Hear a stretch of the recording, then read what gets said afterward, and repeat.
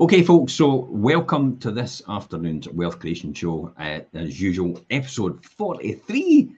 Would you believe this, Richard? Yeah. We're fairly getting through them. As well as the other 110 Saturday morning shows that we do as well as the other midweek shows as we do as well. Anyway, how would you have time to do anything else? This is all about 10 tips to build wealth. This is right down to the bare basics, and I'll show you why. Unfortunately, people on TikTok won't be able to see this because I can't show graphics, but this is it here. So this was all came about. This was the Sunday Times contacted me. They wanted me to talk about, what it was, why I was involved in property investment. This must have been about 15 or 20 years ago. They actually contacted me because you'll see the age of the boys there. I mean, Scott must be about, 5? Ben was probably about 6 or 7. Tony was about 12 or 13 or thereabouts. And I was, I still didn't have hair. You've got more than you do now. And you know how tragic I am? I still have that shirt that I've got on now, and I still wear that shirt. But I tell you what, it's 10 top tips to build wealth. Why am I still wearing that shirt? That's the reality. And I'll tell you why. Because I tell you what, personally for me, I think we waste a lot of money, or I waste a lot of money, or I could waste a lot of money on things that I really don't need to impress people that I really don't like. And I've got over that. That's out of my head now. I don't think about that anymore. I just think about what else could I spend on? And people think it's like, oh, well, why would you want to do that? It's kind of a sad life thinking like that all the time. And it's like, well, it is. And it isn't, because it teaches me to train myself and train my mind to think, do I absolutely need what I've got? And classic example yesterday, it's like, oh my goodness. When we walked into that restaurant and I saw a fillet steak was £27, I could not believe that. I about fell off my chair. I thought we were getting gold plates or something. Yeah, that has to be nice. And you told me that's the sign of the times. Now, the last time I ate steak, was several years ago, and it was 12 quid. So it's more than double the price now. Incidentally, so anybody knows, I'm vegan. So that's why I don't eat steak anymore. But I tell you what, I'm saving an absolute fortune. Do you know, looking at that picture, Jim, and you saying about your shirt and things, it shows that what we speak about on this show, and we touched on it on Saturday as well when we're talking about how much we spend on things that are unnecessary, and how I've in the recent months looked at what my spending, and I spend things really unnecessarily, and I know I do. But I think it's all about the long game, and if you cut out all those unnecessary minor things along the way, you can still enjoy life and have a lot of good things, but obviously you need to do that to then accumulate this wealth to allow you to do that. So it's delayed gratification as well. Yeah. Well, that goes hand in hand. That was last week's show. So they all tie it. Delayed gratification, it's compounding wealth. It's compounding over a period of time. And every single person out there doesn't realise they all have the ability and capacity to do this. Yeah. We've talked about this before, and I've talked about it again and again and again. This is a great example about how one guy chose, instead of going to the pub on a Sunday night, he would actually just work a night shift, and how much money that would actually make him if he just took that money instead of spending it and actually invested it over a 10-year period. It would literally make him an absolute fortune. I think it was about another 150 grand. It's still over 100,000, yeah. Yeah, it was something crazy. And it's like, who wouldn't want another 150 grand in their pocket after 10 years? Answers on a postcard, I would say, but it's pretty obvious you would. But just by working that one night shift on a Sunday night instead of going to the pub, it made a huge difference to that person's lifestyle. It will make a huge difference. But it's also being consistent and actually following and disciplining yourself to do that, rather than actually seeing in your bank account, maybe halfway through this, oh, I've got that amount of money. I could maybe take that holiday. I could maybe do this, or I could maybe do that. That again comes back to delayed gratification. But also it's got a bigger mindset of where you're going to be in the 10 years. For me, it was always about financially free in retirement. And retirement is nothing to do with age. It is everything to do with money. Yeah. You could retire. I knew people when I first started out 30 years ago, it were retiring at 25 years old. That's 25 years, God, you're not even getting started yet.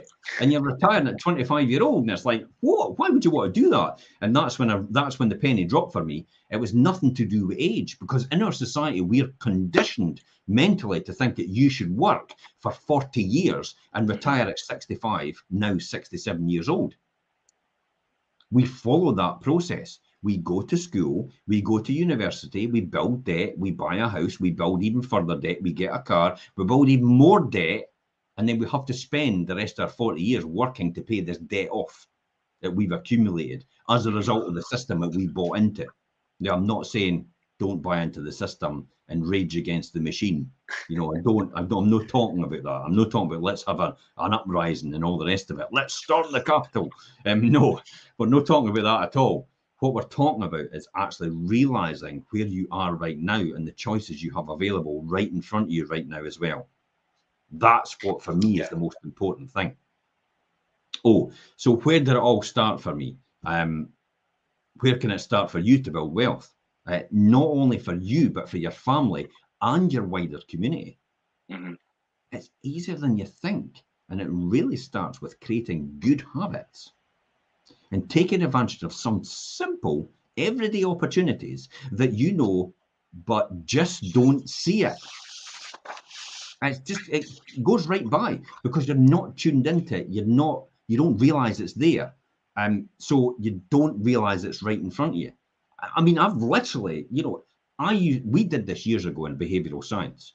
We actually stood down a high street and we gave away £5 notes. Do you know a lot of people wouldn't want to take them? Because some people thought there was going to be a catch. The majority of people actually wouldn't take them because they actually thought there was going to be a catch. How many times have you been at a seminar and the guy at the front held up a £20 note and goes, this is the £20 note for the person that's going to take that opportunity to get it. And no one gets up out of the crowd and goes and snatches that £20 note out of their hand. You maybe get one person that does it in thousands. Yeah. And that is the difference with seeing opportunity and actually just letting it walk right by you, not actually seeing it at all. We become completely oblivious, completely almost blind to the opportunities in front of us by the system that's indoctrinated us into the 40-year plan. And it is a 40-year plan. In the years to come, this will be a work till you die plan. Yeah. If you don't do something about it now. Yeah, it's like the thing we spoke about before, Jim. I don't know if we've done this on a show or it was just between us, but we spoke about they've done experiments about the people in the room with the smoke and the fire alarm and things. I thought that was astonishing that people would ignore a fire alarm or ignore smoke just because everybody else was. It's behavioral science. Now, that was the one in the fire alarm where the fire alarm went off and the rest of the people in the room, the other 20 people in the room, or the other 19 people out of the 20, knew not to get up when the fire alarm went off. The other person who was the test subject actually didn't know anything about this, and they wanted to see if that person would conform with the other 19 because they didn't get up and went out. Now, the majority of cases it actually did. They didn't get up. The fire alarm went off. They stayed where they are because the other 19 stayed where they were. Another 19 was told to stay where they are. They even put smoke under the door, and it really took a big difference in that person's shift in mentality for them to actually get up and walk out the door, even though the other 19 actually sat there. Most of the people actually, when the smoke came under the door of the 1 and the 19, it was the test subject, they didn't get up and walk out because the other 19 sat there and said, it's probably just a test. It's probably just something to do with the system or something like that. And they actually didn't get up and walk out. And it's the same what we're in. Albert Einstein said this. He said this, you will be where you are in the next 5 years. Jim Rohn said it as well, and Zig Ziglar said it as well. By the people you associate with and the books you read, I can tell you straight away where you'll be in the next 5 years. Just by the books you're reading right now, or the podcast you're listening to right now, or the people you're associating with right now. That will determine where you're going to be in the next 5 years.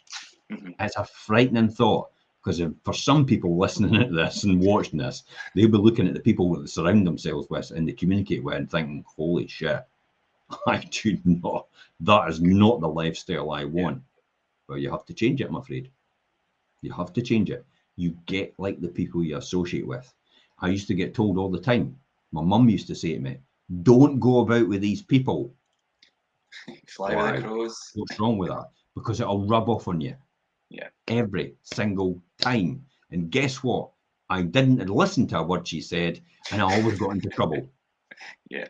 Because all these people got into trouble as well I went about with. So that's it. The power of association is really important in this way, and discipline and consistency. We're going to talk about some of the 10 top tips here. You don't need to go back to school. This is based on my own personal experience in terms of that. So we're going to talk about main headings, but we're going to dive a wee bit deeper into that, into what that really means. I had to do a wee bit of thinking about it, because it's, for me, it's going back to the early days about, you know, how did it all happen, where did it all happen, and how it all came about. I mean, maximizing the returns from your investments may be on your new list, your new to-do list. And here are the 10 tips we're going to talk about now. The value investments, remember, and I always put it on here in the post, the value investments can fall as well as rise, and you can get less back than what you invest. If you're not sure about investing, seek professional independent advice. We're not here to do that. I'm here to tell you my story and tell you how I looked at it and how I looked at it, and hopefully you can learn from it. If you want to ask any questions, please feel free to ask questions as well. I'm more than happy to answer some questions for people that I've got on this subject. We'll be coming up to a new tax year. Now, we're 6 months away from that right now, from November, the tax year. I was actually up with my boys last night and saying, how much you got in the bank? Loan that to my company, and I'll give you interest at 10%, and you're allowed up to £1,000 interest every year, tax-free. And that will make absolute sense, doesn't it? You've got it sitting in the bank now, and they were going, yeah, that makes sense completely. And I'll just pay you 10%. And it's a great way, because it's tax deductible to me, and it's interest-free to them. So it's a way for them to make money, and a way for them to maximise their returns. I was also asking them about their pensions and saying, yeah, they have pensions from birth, what they've got in their pensions, and what do I need to contribute to their pension to compound that wealth as well. I was asking them if they have anything else and what else they're doing in their company pensions and that. So, and then how their ISAs are getting on. So their lifetime ISAs for buying the first house. So most of them, the two of them, are actually halfway through that, and they're putting £200 away every single month for that reason. So these are all things that they're doing. And these are all things that I'm teaching them. And the reason for that is because I don't want them to suffer the way I suffered. You know, this is a misconception where most parents, like myself as well, before I understood this, actually thought to themselves, you know, my children need to go through what I went through in order to understand what I understand. Well, no, they don't. Just teach them that anyway. Let them find out from wisdom rather than experience. Yeah, rather than having to go through that. Let them stand on your shoulders so they can reach higher than you can reach. After all, that's surely what you'd want for your children, for them to be better off than you are, have more opportunities than you have. Surely that's what you want. Or do you really want them to go through all the struggles that you went through just to prove a point, to get to the same stage that you're at and not any further? I wouldn't think so. And I don't think people really understand that concept. That's what we should be doing. We should be letting these children stand on the shoulders of giants, people like Musk, people like Bill Gates, people like all these people and all these super wealthy people who can teach us lessons about what they're doing. There's loads of information on YouTube and that from all these people talking about this for free.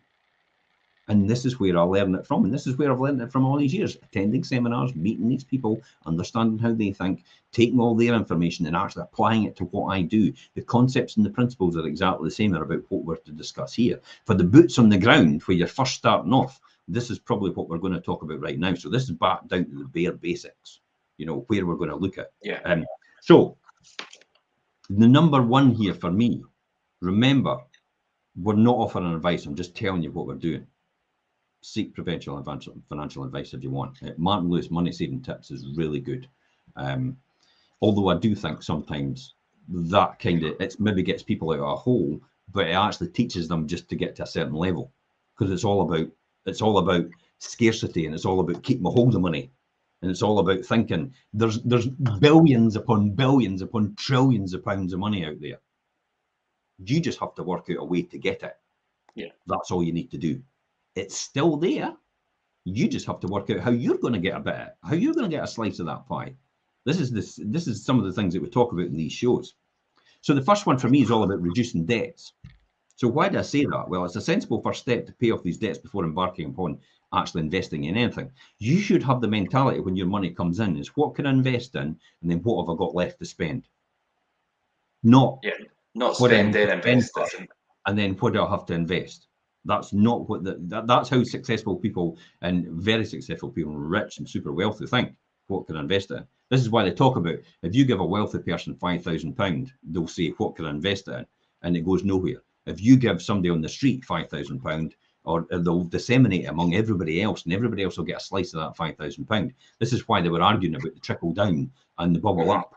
And the bubble up and the principle should be where it is, because that then goes out the effect right through all the economy. You don't give it to the rich people because they'll never pass it down anyway. It just goes on a yacht, it goes on something else, or it gets put in the bank, and that's it. Nothing happens to that money. It doesn't generate anything else. Work out what you owe. This is the key here in your debts, reducing your debts. Work out what you owe, okay?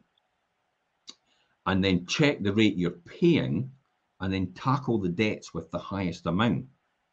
So look at your credit cards, look at your loans, if you've got a loan on your car, look at any other loans you've got, anything you've got short-term finance, anything you've got to pay off, and start tackling the biggest debts first, the most expensive ones first, because you're paying a lot higher on that.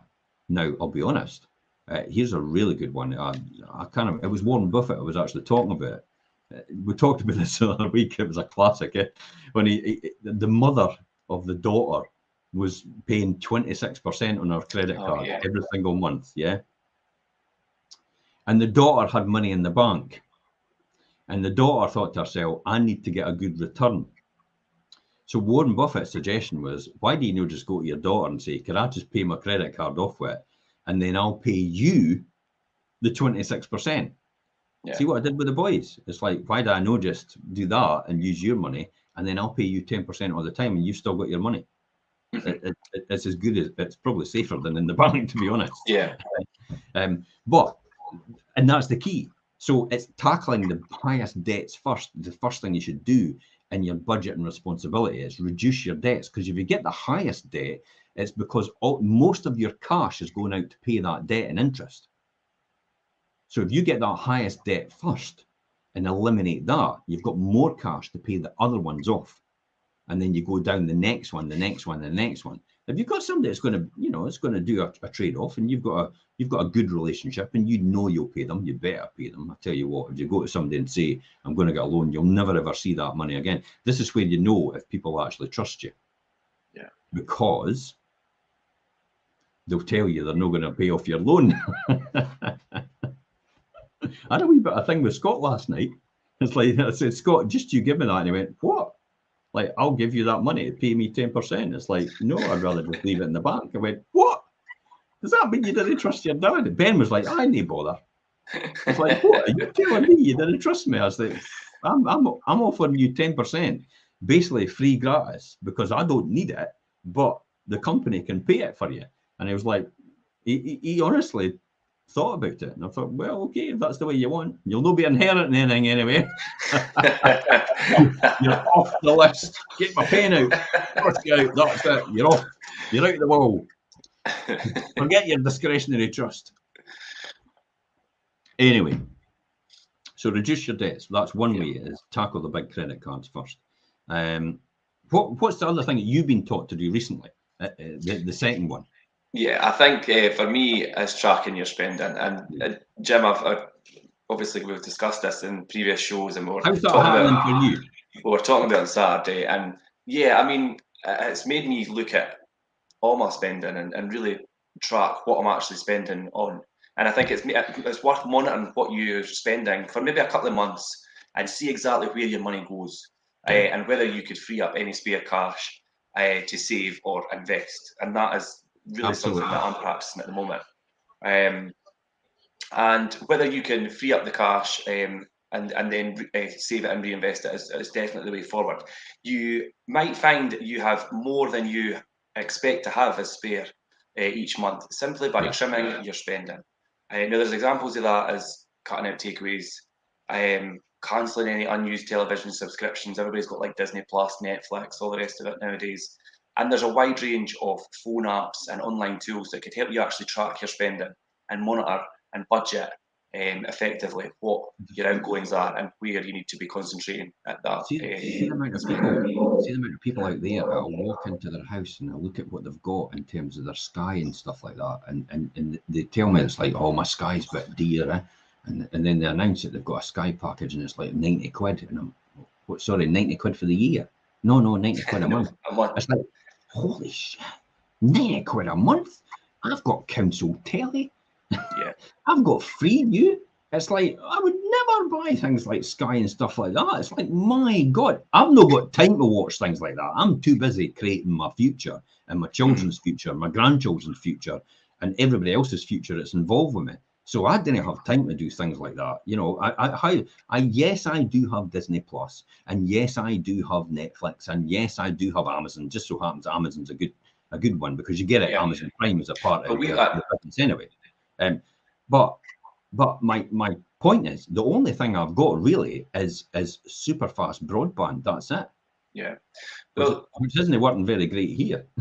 I was just going to say, you're breaking up a wee bit. But what I have, and the way I justify my Sky slightly to myself, is that my Netflix is included, and obviously my internet's included in that.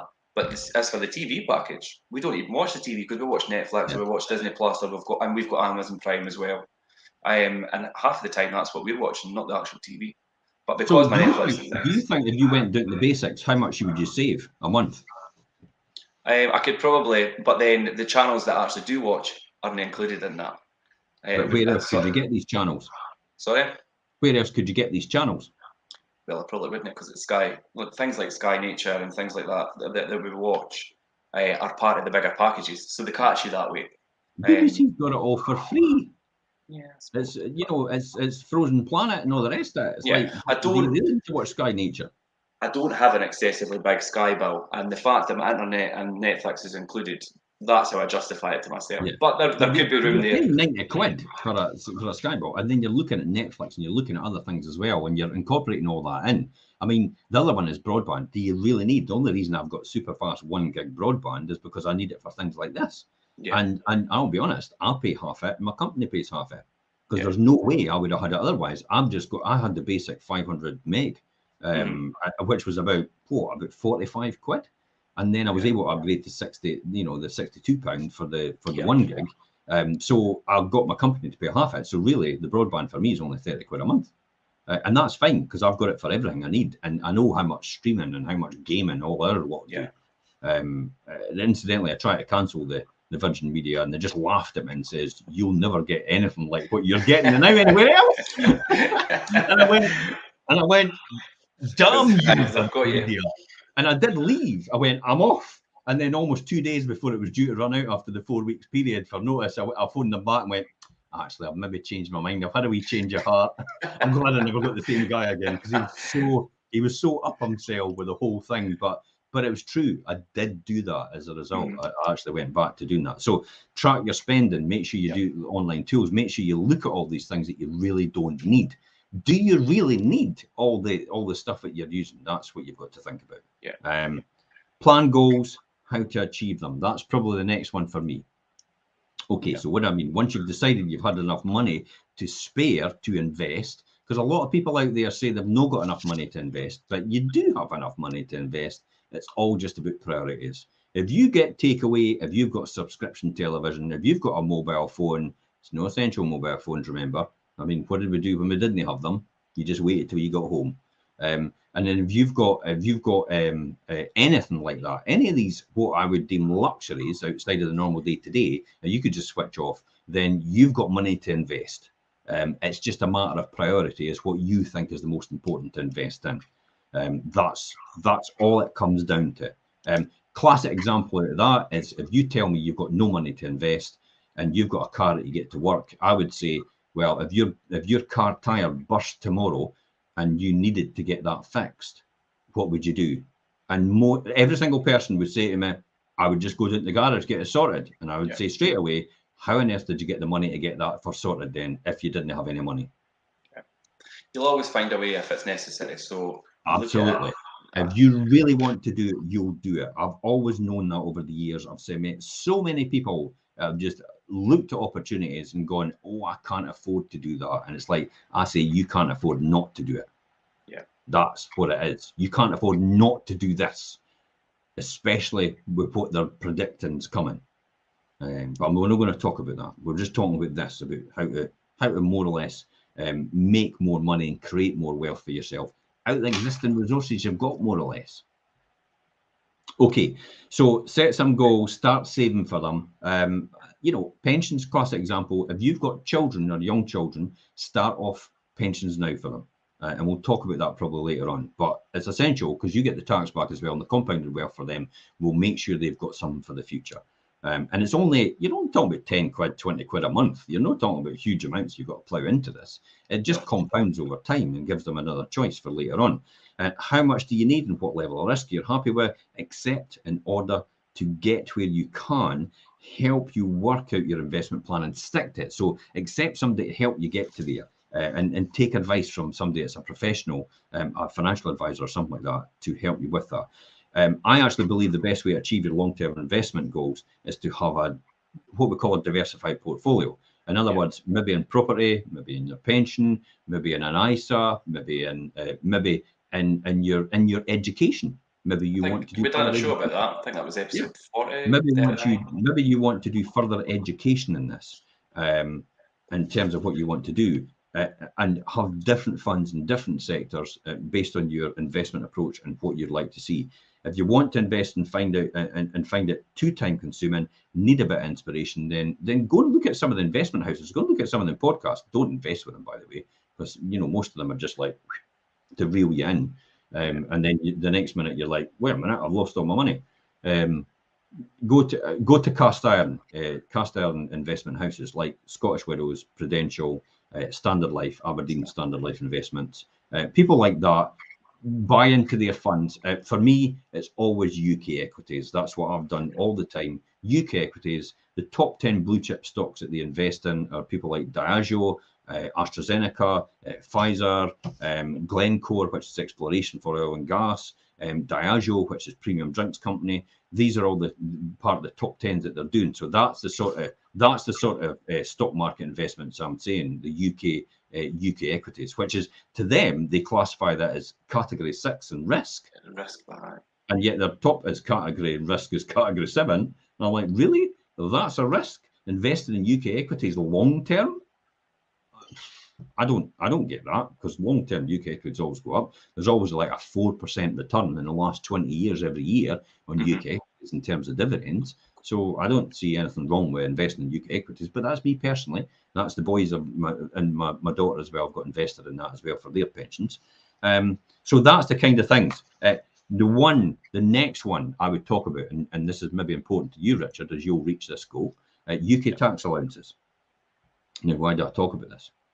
I was actually looking at Scott's tax allowance from his tax notice from on his allowance from the HMRC last night, and they had decided to say, oh, by the way, we think you're actually going to make a bit more next year, so we're going to reduce your tax allowance by this amount. Excuse me, so you take money off of me before I've actually made it. Yeah, they do that with me as well. Every single year, what they do with me is this: they put on a tax allowance and they say, "Oh, we're going to reduce your 12,500, and we're going to reduce it to something like £7,000, because we actually think you're going to be in 40% bracket, so you're going to be due us more tax." Excuse me, but there's never been a year I've been in 40% taxpayer, and there's never been a year. And even if I'm a 40% taxpayer next year, I'll make damn sure I'm a basic rate payer at the end of it. And the reason I do that is because I put a huge contribution into my personal pension, and that actually brings it down to basic rate tax. Yeah. So I'm never doing that. So you just get in touch with the HMRC and say, whoa, wait a minute, I'm only going to be a basic rate payer this year. You're no whacking X amount of money off me every single month in tax, especially if I've got to wait 2 years to claim it back. So that's one of the things I would say: watch your tax code and watch what the taxman's doing, and actually read the notes at the back. I think it's C note 4, where you can actually just write to them, or you can just call them up and say, I have no intention of being a higher rate taxpayer next year. I will be contributing towards my pension in order to bring that down, or doing something, or doing maybe a wee bit less work, which won't make me. So I don't want you to take that money off of me. And they quite rightly won't do that. So that's one of the things you must realise about your annual allowances. Watch out for that. The sneaky one that the taxman does. You'll see it in your PAYE code as well. If it changes from 1250 or something like that, and it goes down to like 800, you know you're getting something whacked off of you, but you've maybe missed it. You do get a notification, by the way, but you've maybe missed it. That's all. So that's one to watch out for, definitely. So I definitely watch out for that one, the HMRC tax code. One of the most popular ISA allowances, the ISA allowances is 20,000. You can pay in the ISA allowance once you into one or more of the cash stocks or shares or innovative finance ISAs. You know, to be honest, I've no used them. You know, I've got pensions, I've got property, and all the rest of it. I've looked at ISAs, but to me, it's like, well, I'm not really sure. It's too short-term investment for me. I'm a medium to long-term investor all the time. So, but for other people, it might suit perfectly well for them. So that might be the ideal opportunity for them. So invest in peer-to-peer lending is another one, or you can put up to 4,000 into a lifetime ISA. You won't pay an income tax or dividend tax or capital gains tax on any investments you actually hold in an ISA. You might not pay tax on interest and dividends anyway. As investors have a tax-free dividend allowance. If anybody noticed that, you've got a tax-free dividend allowance, by the way, of £2,000 a year. So you can actually take £2,000 out of your limited company, tax-free, with no tax on it at all. So I would recommend everybody who's got a limited company, take out £2,000 in dividends every year, even though you're not taking any money out, and just lend it back to the company as a director's loan. And then you could charge interest on that director's loan, by the way. See what I'm doing there? Because you can get £1,000 interest free every year. So you're actually taking it out tax efficient because you're getting £2,000. You're handing it back to your company as a director's loan. So you can take that money out anytime you want without any tax now because you've got it. But you're handing it back and you're actually charging interest to your company on the loan that you've just given it. That could build up to a nice sum over 10 years. Yeah. That's £20,000. So that's another one. Right, let's talk about dividend income. So we've talked about that. We've talked about your ISA allowances. There's also a personal savings allowance. This enables the basic rate taxpayer to earn up, as I said, £1,000 interest tax-free. I never knew about this. I never knew about this until about 2 or 3 months ago. That you can actually earn up to £1,000. So if you have a director's loan with your company, you should be charging your company interest on your loan that you're giving them. You shouldn't be leaving it in tax-free or interest-free. Also, or £500 for higher rate taxpayers, which, as I said, I'd never be intention of wanting to be a higher rate taxpayer. Additional rate taxpayers entitled to an allowance. So ISAs may remain worthwhile for those who don't qualify or who have a large amount of savings and used up with the personal, as I say, the personal savings allowance. Now, additional ratings allowance, additional ratings allowance. If you're an elderly person, you actually get extra allowances as well for being elderly, just because of your age. So that's another thing you should be looking into with the revenue services if you're drawing down your pension to make sure you're actually on the right tax codes. If you have a capital gains allowance as well, 12,300 for the tax year 2022 to 23 this year. So if you invest outside an ISA, any profits made on the annual capital gains tax allowance are subject to 10% or 20% depending on your tax band. Now, if it's on the sale of a property, it's 18% for basic ratepayers, it's 28% for higher rate taxpayers. Remember that the tax rules can change in future with effects that depend on your particular circumstances, it can alter over time. If you are married, here's a good tax allowance coming for your capital gains, because you both get capital gains and you can transfer part of the gain to your partner on the day of transfer just before you settle it, and you can use their capital gains allowance as well. So you can get a capital gains allowance of 24,600. That's a good capital gains allowance for the year. Yeah.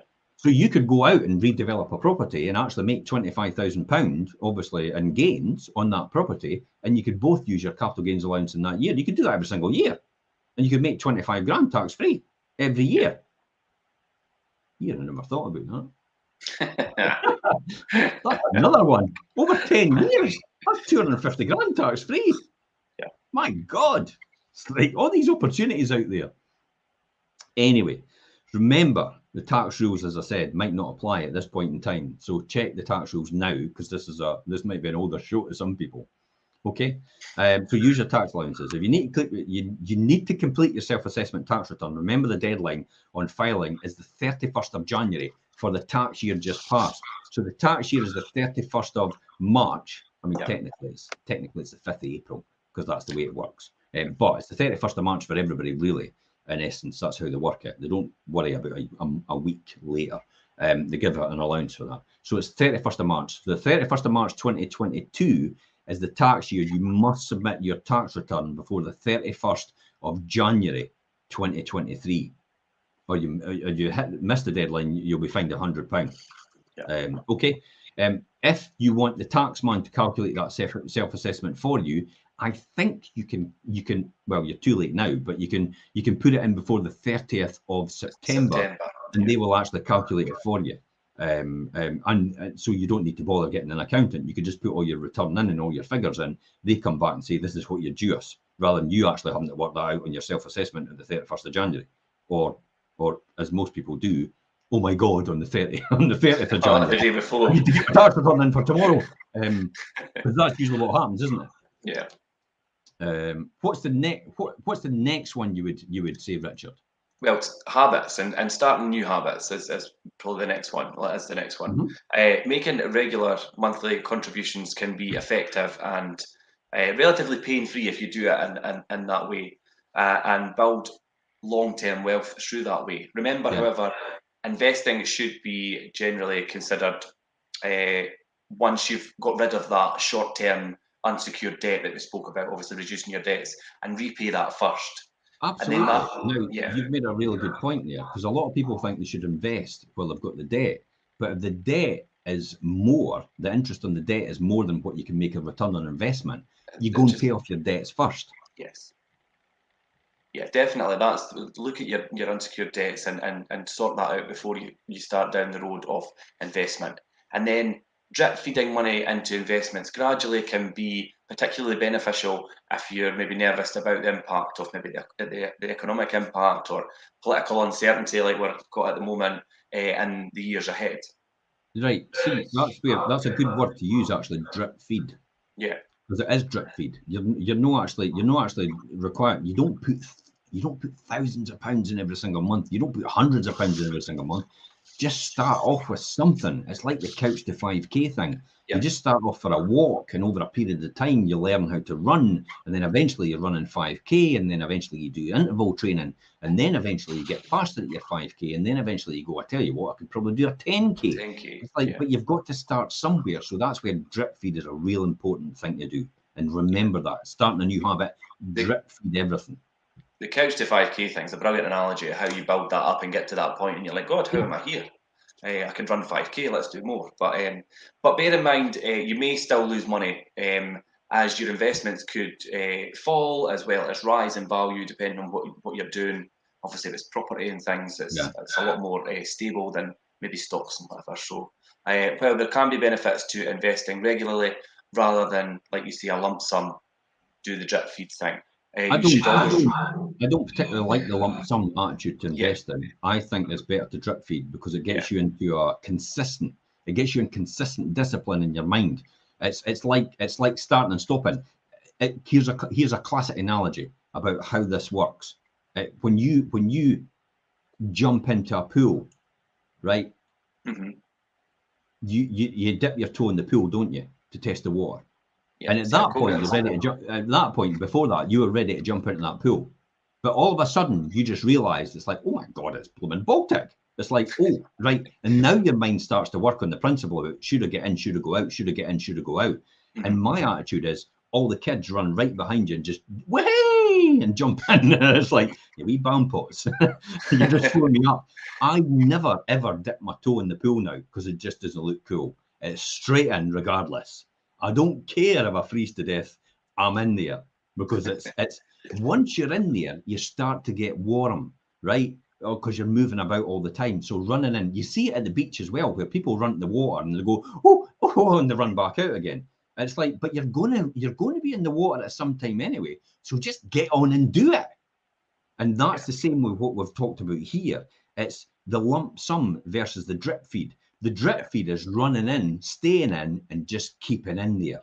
The lump sum is running into the water and going, oh my God, it's Baltic, and running back out. But guess what? You have to do the same again, and the same again, and the same again. And it's more stressful. Therefore, just create the habit.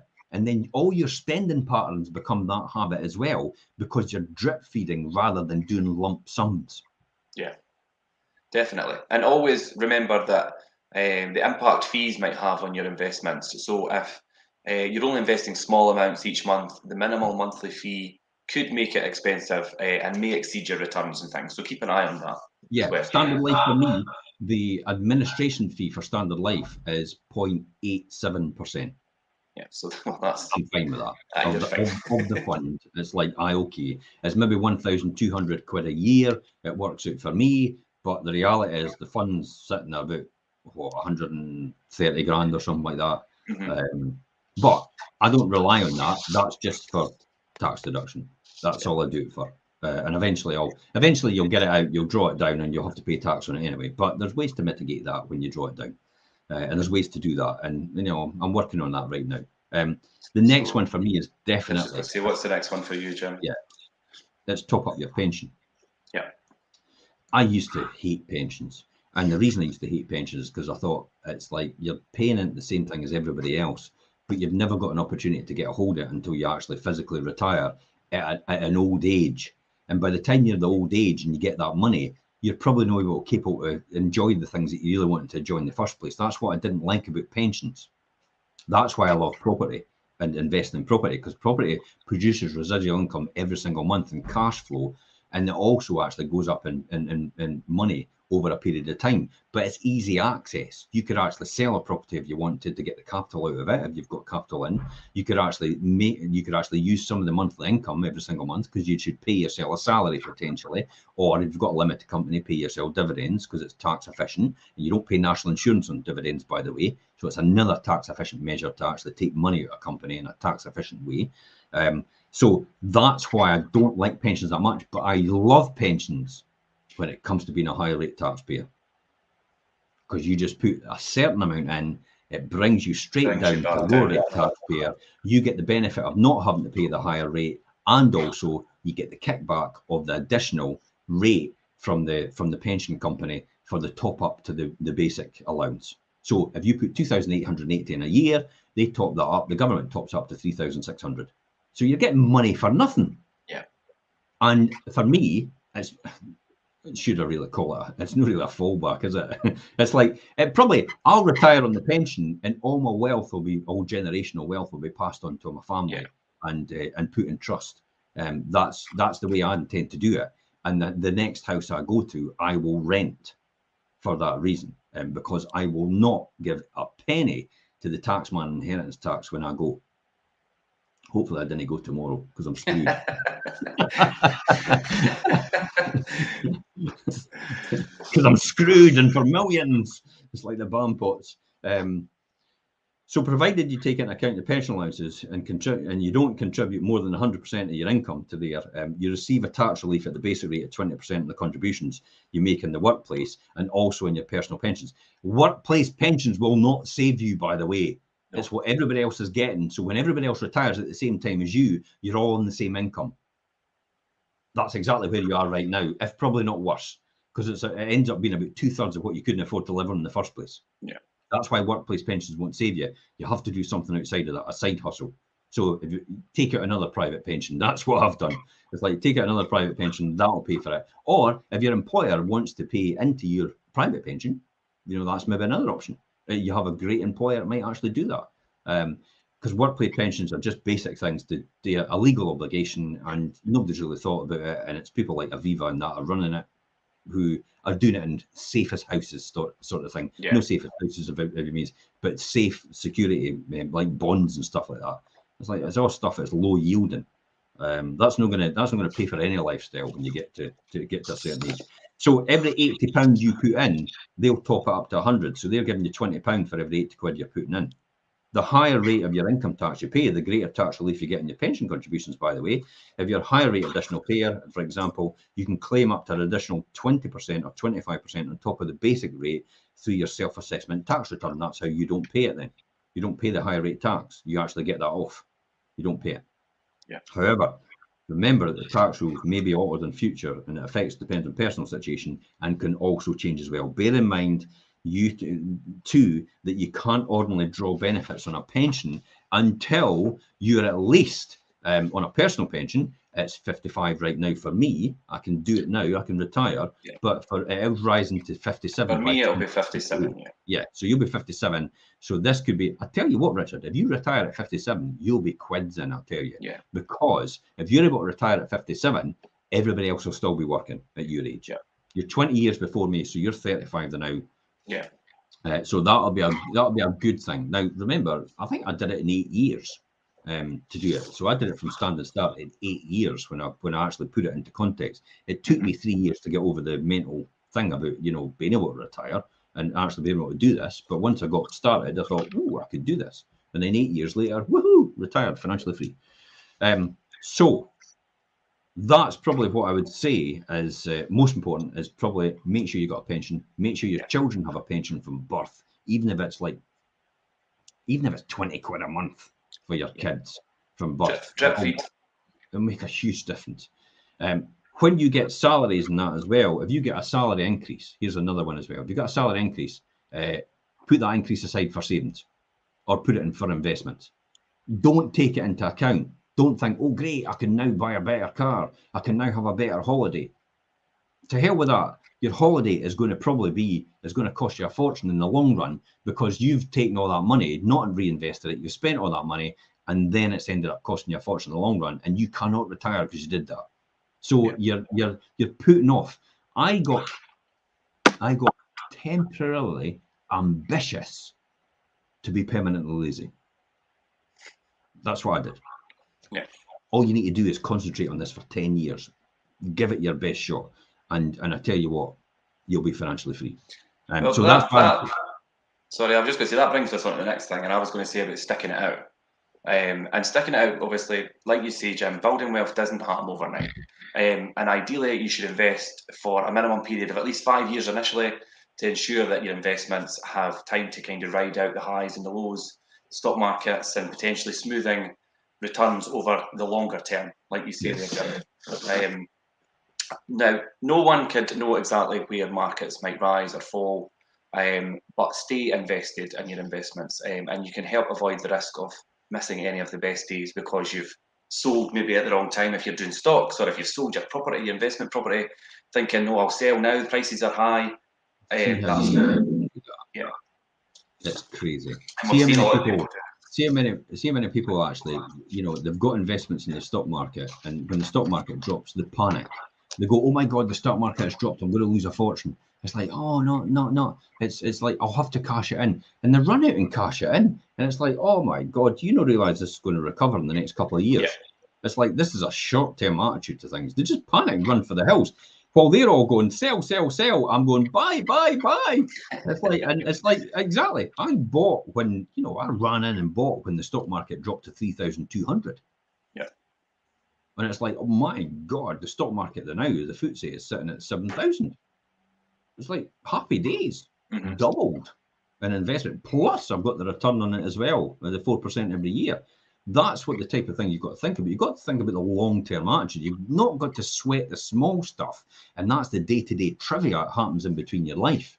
You've got to learn to ignore that and actually stop getting embedded into it and sticking it out. This is why we talk about this so much, about making sure you're there and you stick it out all the way through. So definitely, no matter what happens overnight, no matter what happens in the UK economy, in the last 120 years, they've seen every single recession has lasted 1.25 years on average. And after that, every single wealth building period after that is about a 9-year average after that. So for the next 9 years after a recession, people start to build huge amounts of wealth over the next 9 years because of the recession. I argue the case that when the recession happens, that's the time to step it up because everybody else is treating everything so scarce. They're all going, oh, I'm going to hold on to this, I'm going to hold on to that. I can't afford to do this. I can't afford to market. I can't afford to advertise. I can't afford to do that. You can't afford not to.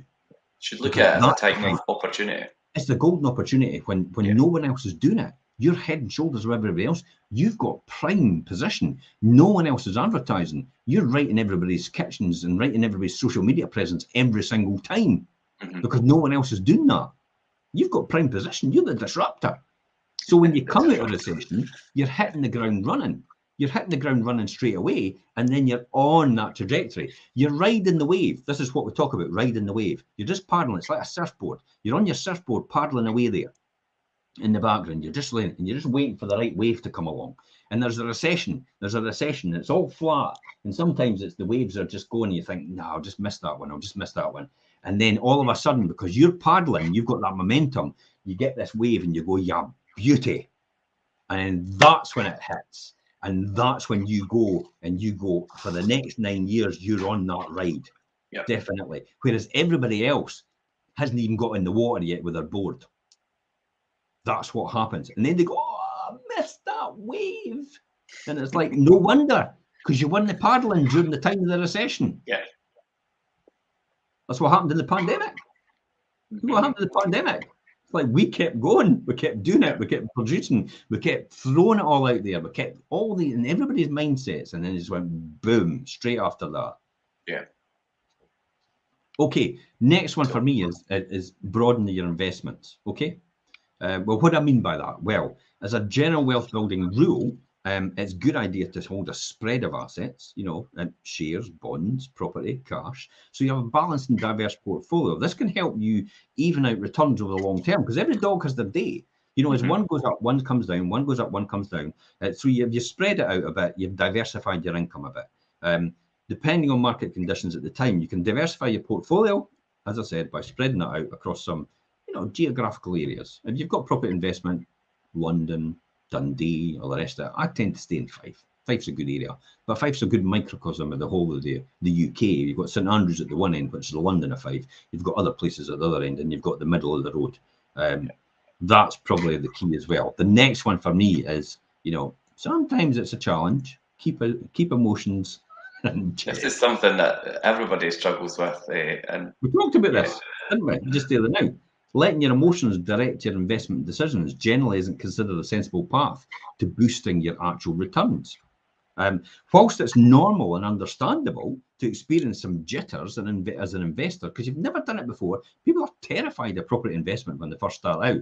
And then once they realise how so simplified this is and systematic this is in order how to do this, it's like, oh my God, I should have done this ages ago. I'm going to start buying more. I'm going to start buying more. And that's what actually happens, because I did that in the beginning as well. So during periods of volatility, it's important trying not to panic and selling out of the market at a loss. Because that's when people like me go, well, hey, I'm buying. Yeah. I just did that recently.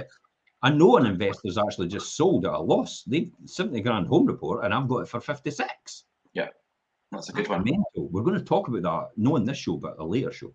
Yeah. At the same time, the investment will rise in value. I've added value already, and we're tempted to cash out and sell for the fear of losses to come. But the key is to think about and reason why you chose investments in the first place, and remind yourself that you're feeling nervous. It's okay. It's a protection thing. It's natural. It's a natural thing to do. Yeah. For me, the next one, the final one here, is remember to reinvest dividends. Many investors receive an income through dividends, which may be attractive given the low interest rates. However, if you don't need this income, reinvest the dividends can give you potential substantial boost. This is what I talked about your limited company.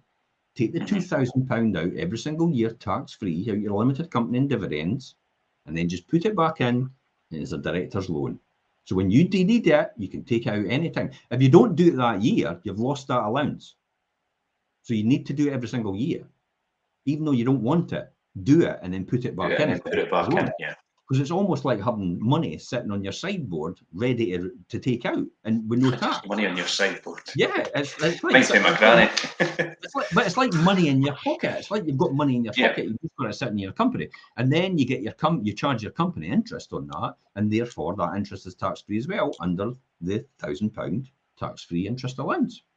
So reinvested dividends, potential boost returns over a period of time, because your returns will also earn returns, which is known as compounding. Returns, earning returns, earning returns, earning returns, earning returns, earning returns, returns, returns, returns, returns.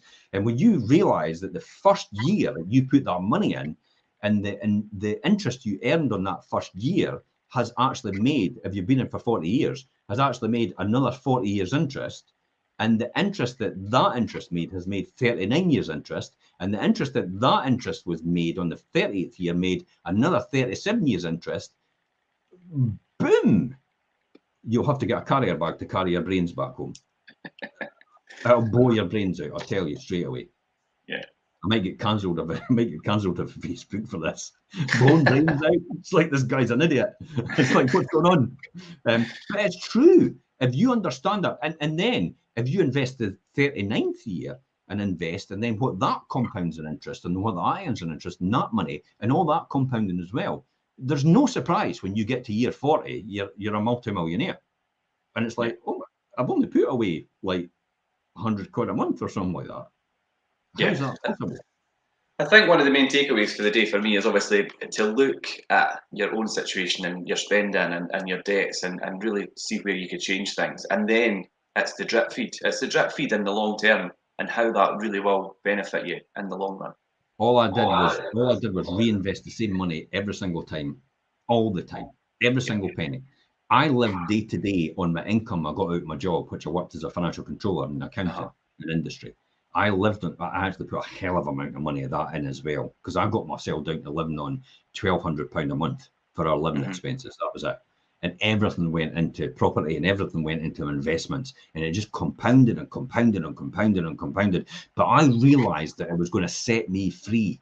And I saw that happening because I had planned all that, and I extrapolated all that in spreadsheets and said, if I make this and make that, it's a certainty.